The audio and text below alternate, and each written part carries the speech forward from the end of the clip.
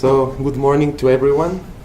So today I'm going to talk about waveform inversion, but not the traditional waveform inversion that we are familiar with, in which one tries to estimate the velocity parameters of the medium. Instead, I'm going to talk about waveform inversion to invert for the source parameters of seismic events. That is one of the main problems in microseismic monitoring. And the main ideas that motivate this work are, in first place, the rich information content that is present in microseismic data and that can potentially help us constrain inversion from this data. Then is the application of travel time inversion methods to invert for source locations, and then the potential that waveform inversion has to provide even more accurate source locations by incorporating amplitude information into the inversion. Then is that by using waveform inversion together with the adjoint state method, we can simultaneously invert for source locations and other parameters like source mechanisms, for examples. And finally, by using this same approach, we can include other parameters in the microseismic study as well, for example, the velocity parameters of the medium. So now let me start with this equation that you see here that we use for modeling an inversion. And on the right-hand side of this expression, you can see that the seismic moment-tensor is included, represented here with the letter M.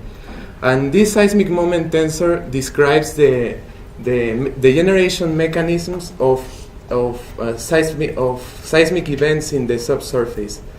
And for our particular problem, here we assume that wave propagation and generation occurs only in the vertical plane, and for this reason the moment-tensor takes the form that is shown in this slide with three independent elements.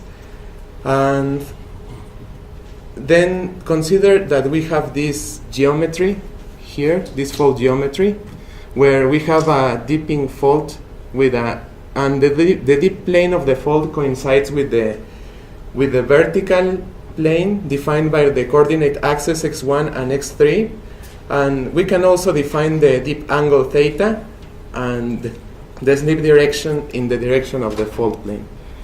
Now we can represent the relevant elements of the moment tensor as a function of the angle theta shown here. And in order to do that, we have these expressions, and in these expressions the capital letter sigma represents the fault area, the letter D is the magnitude of the slip, and the C's here are the stiffness coefficients of the medium. So these expressions are only applicable for VTI media, and these expressions allow us to represent any 2D rotation in the vertical plane. So we incorporated these expressions into a finite difference modeling process, and then I want to show you some results of this process here for a horizontal event with a deep angle of 0 degrees, and you can see that in this case, for the isotropic case, the wavefront is spherical, but for the VTI case, the wavefront is no longer spherical, and for the shear waves, we have the presence of triplications because the parameter sigma is the anisotropic parameter sigma is large. Then this is the example for a source with a deep angle of 60 degrees. So once these results were available, we defined the inverse problem, in which we have a total of 6 model parameters. We have 2 source coordinates, x1 and x3. We have the origin time of the microseismic event, t0, and we have 3 moment tensor elements, m11, m33, and m13. And as input data for our inverse problem, we use the P and S waves that are propagating in the vertical plane and that are recorded by a vertical array of receivers as the horizontal and vertical displacements u1 and u3. Now this is the objective function that we minimize in this inverse problem, that is the L2 norm of the difference between our observed and predicted data. And as I mentioned before, we have 6 model parameters. And we have a model vector that contains 6 elements. And therefore, we have also a gradient vector that contains 6 elements. And each of these elements is the derivative of the objective function that I showed before, with respect to each model parameter in this problem. So in order to calculate each one of these derivatives, we use the adjoint state method as an efficient way to calculate it, because the entire process for these 6 elements takes place in just 2 forward modeling simulations. So the details of this calculation and some examples can be found in the report. And then the outcome of this adjoint state method are precisely these expressions that are shown on this slide. And in these expressions, the Greek letter epsilon stands for the adjoint strain tensor, and the two dot operator represents the double linear product between tensors m and epsilon. And there are 2 interesting things to mention about these expressions. The first one is that these expressions are only required at the position of our trial source for inversion. And then the second one is that, as you can see in the first and second expressions for source location and origin time, they depend on the value that we have for the moment tensor, which means that in addition to have accurate initial solutions for source location and origin time, we also need to have accurate solutions for the moment tensor. So, taking this into account, now I want you to show you some things about the iterative process that we use to minimize the objective function in this problem. First, for the purpose of minimizing this objective function, we use the non-dimensionalization approach suggested by Kim et al. In 2011, together with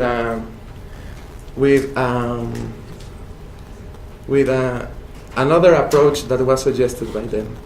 And then the first step in this approach is to define the parameter sigma. And in these parameters, in this scaling factor sigma, you can see that the G stands for the gradient, and also beta is a scaling coefficient that ensures that each parameter in the inversion contributes more or less in the same way to the magnitude of the gradient. So these expressions are only calculated during the first iteration of inversion.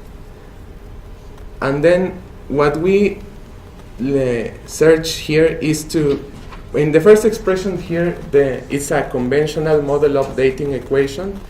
And the second expression highlighted in blue is the expression that we use for model updating. So you can see that the difference between these 2 expressions are the letters m and g hat. So we have to define these expressions, these quantities. First, the parameter g hat is called the scaled gradient, and is calculated by multiplying the gradient given by the adjoint state method by this parameter sigma that I showed to you in the previous slide. And in this case, the subscript c is the parameter class. Then we have to define non-dimensionalized model parameters represented here by the letter m, by dividing each original model parameter by the coefficient sigma. And then we can apply this equation that updates all the model parameters in the problem simultaneously, and they have the same units as well. So as is the case with the traditional waveform inversion, we also need to have accurate initial solutions. In this case, the model parameters are the source location, origin time, and moment tensor. So we need to have accurate initial solutions for those 3 parameters. First, accurate initial solutions for T0, well, the origin time and source location, because the inverse problem itself is nonlinear with respect to these parameters, and then also accurate initial solutions for M, for the tensor M, because as I showed you before, the expressions for the gradient for source location and origin time depend on the tensor M. And to illustrate this point of these accurate solutions, I want to show you this plot. So this plot shows the objective function as a function of the perturbation in the horizontal coordinate. So in this plot, the original position of the source is at 0.3 kilometers, and what we do is perturb the position by moving our trial source horizontally, and then plotting the value of the objective function at each point. And from this plot, you can see that we have to be inside the basin of convergence for this plot, and we can be away as much as approximately 40 meters in the case of the horizontal coordinate. Then this is a similar plot but for the vertical coordinate, and you can note here that the range of tolerance that we have for the vertical coordinate is larger than we had for the horizontal, because this is mainly because of the geometry that we have in the problem. And then this is a plot for the origin time that we should also be aware of, and this is the range of values that we can use. So now that I showed you some of these plots, I will talk about some results of the modeling and inversion that we use. First is for this homogeneous VTI model shown in this slide, and in this case the microseismic event is recorded by a vertical array of receivers, and this is the objective function for this example, and you can see that it decays relatively fast, and as a consequence we can estimate the parameters, in this case the horizontal coordinate, very accurately. Approximately after 10 iterations we can get to the exact value. Then this is the result for the vertical coordinate, and we can get similar plots for the moment-tensor, in this case M11, M33, that takes a couple of more iterations to converge, and then M13. Then in the next experiment we no longer use the homogeneous model but use this layered model. And in this case, in addition to, well, in the previous case we inverted only for the source location and the moment tensor, but in this case we invert for source location, moment tensor, and origin time. So all the parameters are unknown here. And you can see that in this case the objective function also decays relatively fast, but we cannot get to the actual value completely. This is because there's a trade-off between the origin time and source location. So the travel time differences that are responsible to resolving these two parameters cannot be detected accurately by the algorithm. But the result is not well. In this case, the result is good, but for the case of the vertical coordinate, the result is better. And in the case of the origin time, we are off by only 1 millisecond, which is a good result. Then for the next experiment, we use the same model as before, but this time we fix the origin time at the correct value. And this is the objective function that also decays fast. And this time we are able to get to the correct source location after 10 iterations again. Then for the vertical coordinate, M11, M33, and finally M13. Then in the final example that I'm going to show you here, we return to the homogeneous model that we have in the beginning, but this time the velocity model that we use for generating the observed data has a value of epsilon of 0.3, but of 0.4, sorry, but the velocity model that we use for inversion has a value of epsilon of 0.3. Therefore, between those two velocity models, we have a distortion in the anisotropy parameter epsilon of 0.1. And because of this distortion, the objective function cannot be reduced as much as in the previous examples.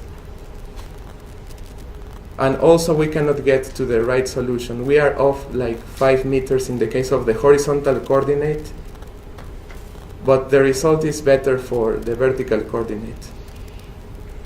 Then for M11, M33, and finally for the moment-tensor element M13, the result is not as good because this is the most sensitive parameter to the matching of the waveforms between the observed and predicted data.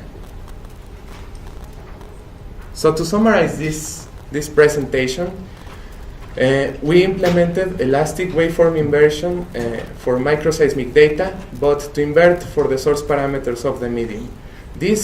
Our methodology is capable of handling a layer VTI medium if the velocity model is known, and we also use the gradient. Well, we use the adjoint state method to calculate the gradient efficiently, and this adjoint state method has the possibility to introduce another parameters in the survey, like the velocity parameters of the medium. And then this method is capable of estimating source location, origin time, and moment tensor together simultaneously, and also it can handle moderate velocity errors. So in the future, we would like to extend this work to field data and also include the interval VTI parameters of the medium, and finally optimize step length calculation for this problem.